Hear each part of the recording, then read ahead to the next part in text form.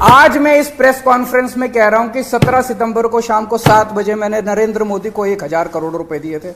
कर लो गिरफ्तार उनको। ऐसे तो कोई भी इस देश में खड़ा होकर कुछ भी कह देगा। मैं कह रहा हूं कि नरेंद्र मोदी को 17 सितंबर की शाम को 7 बजे मैंने 1000 करोड़ रुपए दिए थे। गिरफ्तार करोगे इस बेसिस पे नरेंद्र मोदी को? भाई मेरे पास कुछ सबूत तो हो कहने का। कोई तो मैं कहूंगा भाई मेरे पास ये सबूत है, मैंने दिए थे। ऐसे ही कोई कुछ भी खड़ा होकर कह देगा और गिरफ्तार कर लोगे। 100 करोड़ रुपए दिए, 100 करोड़ रुपए दिए गोवा चुनाव। अरे कहां है सबूत? कोई सबूत नहीं है। ये पॉलिसी इतनी शानदार पॉलिसी थी, ट्रांसपेरेंट पॉलिसी थी, जो भ्रष्टाचार खत्म कर देती पूरे के पूरे शराब सेक्टर में। ये इस बात से साबित होता है कि ये पॉलिसी जब पंजाब में लागू की गई, पूरी कॉपी पेस्ट पॉलिसी है, जब पंजाब में लागू की गई तो इस पॉलिसी से 50% रेवेन्यू एक साल के अंदर बढ़ गया। 50% रेवेन्यू दिल्ली के अंदर इन्होंने लागू नहीं की, करने दी। पंजाब के अंदर इनकी चली नहीं, क्योंकि पंजाब एक फुल स्टेट है। तो मैं मोदी जी को कहना चाहता हूं, मोदी जी अगर केजरीवाल भ्रष्टाचारी है तो फिर इस दुनिया के अंदर कोई ईमानदार नहीं है। मुद्दा भ्रष्टाचार है ही नहीं, मुद्दा भ्रष्टाचार की जांच है ही नहीं, मुद्दा शराब घोटाला है ही नहीं। ऐसा शख्स, देश का प्रधानमंत्री जो सर से लेकर पैर तक भ्रष्टाचार के अंदर डूबा हुआ है, उसके लिए भ्रष्टाचार मुद्दा कैसे हो सकता है? पिछले मार्च के आखिरी हफ्ते के अंदर मैंने इतने सारे असेंबली के अंदर इतने सारे गिनाए थे भ्रष्टाचार जो इन्होंने किए हैं। इतने भ्रष्टाचार गिनाए थे इन्होंने। तो मेरे को तभी कह दिया था उस दिन, जिस दिन असेंबली में मैंने स्पीच दी थी, शाम को संजय सिंह का मैसेज आया कि अरविंद जी अब अगला नंबर आपका है। कल सत्यपाल मलिक जी ने एक इंटरव्यू दिया, मैं वो सुन रहा था। सत्यपाल मलिक जी ने कहा मोदी जी को भ्रष्टाचार से कोई परहेज नहीं है। ये मैं तो नहीं कह रहा हूं, ये तो उनके अपने गवर्नर कह रहे हैं। सत्यपाल मलिक जी कौन है? सत्यपाल मलिक जी मोदी जी के बहुत खास लोगों में गिने जाते थे। उन्हें पहले उन्होंने जम्मू कश्मीर का गवर्नर बनाया, फिर उन्हें गोवा का गवर्नर बनाया, फिर उन्हें मेघालय का गवर्नर बनाया। उन्होंने कहा कि मेरे जो इंटरेक्शन हुए मोदी जी के साथ, उसमें पता चला है कि मोदी जी को भ्रष्टाचार से किसी तरह का परहेज नहीं है। उसी इंटरव्यू में उन्होंने कहा कि इन लोगों के कुछ मुख्यमंत्री हैं जो भ्रष्टाचार करते हैं, खूब पैसे इकट्ठे करते हैं, लेकिन वो सारा पैसा मुख्यमंत्री अपने पास नहीं रखते।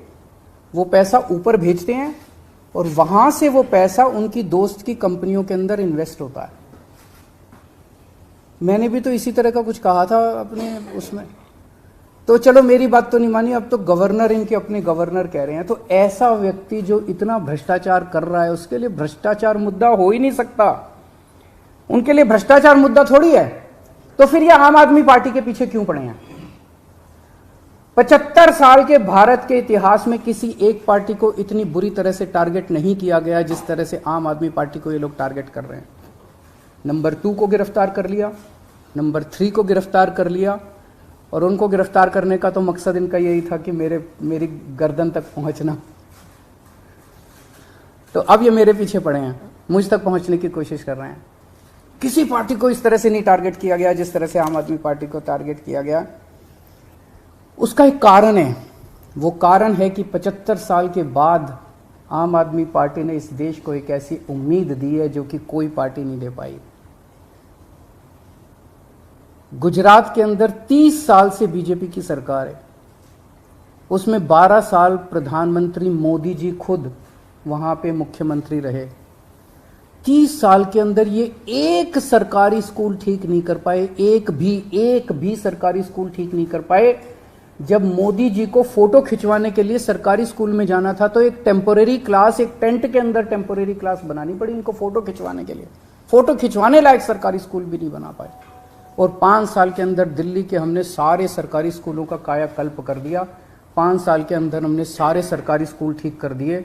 इस देश के लोगों को आम आदमी पार्टी ने एक उम्मीद दी है कि केवल आम आदमी पार्टी उनकी गरीबी दूर कर सकती है, उनको शिक्षित कर सकती है, उनके बच्चों को रोजगार दे सकती है।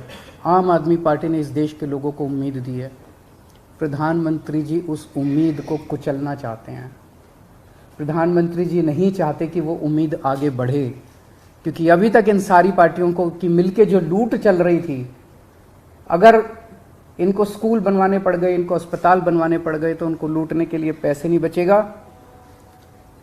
तो कल इन्होंने मेरे को बुलाया है, मैं जाऊंगा कल सीबीआई में, और मैं फिर से अंत में यही कहना चाहता हूं कि प्रधानमंत्री जी, अगर केजरीवाल चोर है, केजरीवाल भ्रष्टाचारी है, तो इस दुनिया में कोई ईमानदार नहीं है। सर, क्या आपको आशंका है कि कल जब आप पूछताछ में जाएंगे तो गिरफ्तारी हो सकती है आपकी? संडे का दिन है, जैसे मनीष जी को अरेस्ट किया था, आपको भी कर सकते हैं? भाई ये बीजेपी वाले तो मैं कल से देख रहा हूँ प्रेस कॉन्फ्रेंस कर करके यही कह रहे हैं कि केजरीवाल को गिरफ्तार करेंगे।